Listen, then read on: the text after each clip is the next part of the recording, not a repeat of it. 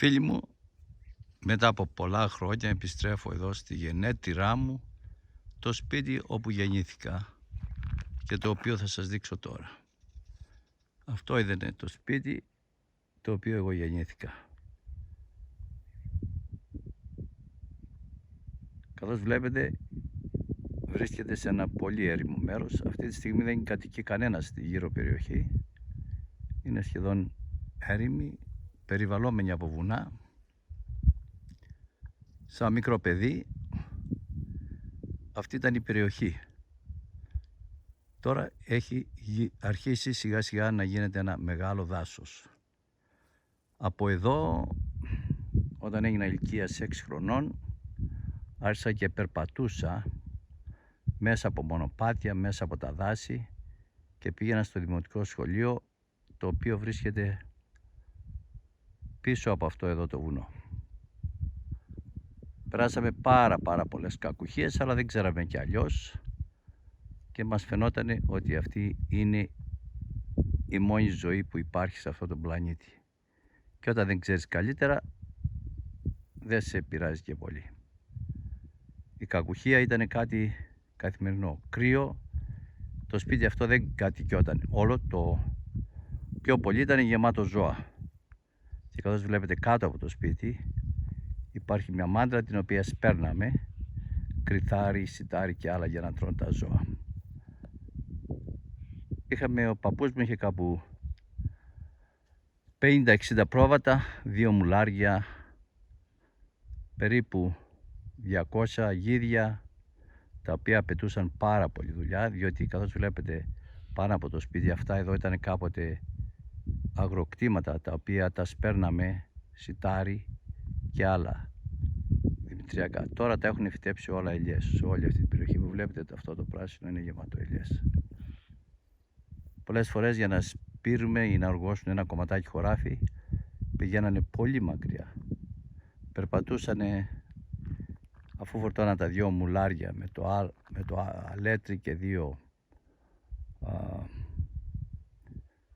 2 μουλάρια, πηγαίναν και περπατούσαν και πηγαίνανε σε αυτό εδώ το βουνό που βλέπετε, στους πρόποδες εκεί πάνω, ακριβώς εκεί σε αυτό το σημείο υπήρχε χωράφια τα οποία ο παππούς μου είχε κληρονομήσει φυσικά από τους γονείς του και πρέπει να περπατάς 2 ώρες με τα πόδια για να πας εκεί να σπείρεις ένα χωράφι όσο είναι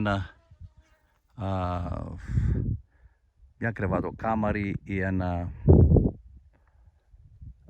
μικρό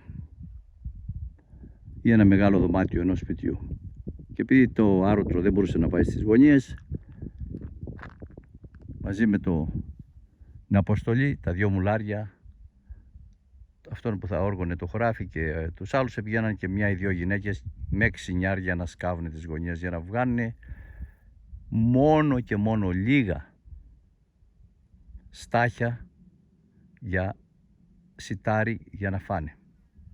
Πολύ δύσκολη ζωή, πάρα πολύ δύσκολη ζωή. Καθώς βλέπετε αυτό εδώ το βουνό, στα πλευρά του κάποτε υπήρχε ένα χωριό, το λέγανε Γυμνό, κάπου σε αυτή εδώ την περιοχή, στο κέντρο της φωτογραφίας που βλέπετε. Υπάρχει μια εκκλησία, λέγεται Άγιος Δημήτρης τώρα, και γύρω του υπήρχε ένα χωριό. Αυτά τα χωριά και οι ορεινές κατοικίες χτίστηκαν επί Βενετοκρατίας, Τουρκοκρατίας, όταν η πεδιάδα του Άργους την είχαν κατακτήσει κατακτητές και οι άνθρωποι φεύγανε, ανεβαίναν στα βουνά, σκάβανε τα δάση και κατεβαίναν τη νύχτα στην πεδιάδα να κλέψουν ό,τι μπορούσαν για να επιζήσουν. Μια πολύ δύσκολη ζωή. Σιγά σιγά με την πάροδο του χρόνου έφυγαν πολλοί πήγαν στο εξωτερικό, άλλοι στην πεδιάδα, σε άλλες πόλεις, και τα χωριά μας τώρα σχεδόν ρήμαξαν, δεν μένει σχεδόν κανένας εδώ.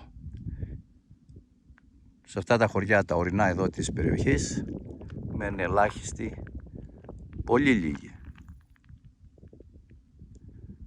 Και αυτή είναι η κατάσταση, αλλά όχι μόνο στα χωριά, και στην υπόλοιπη Ελλάδα και στις πόλεις.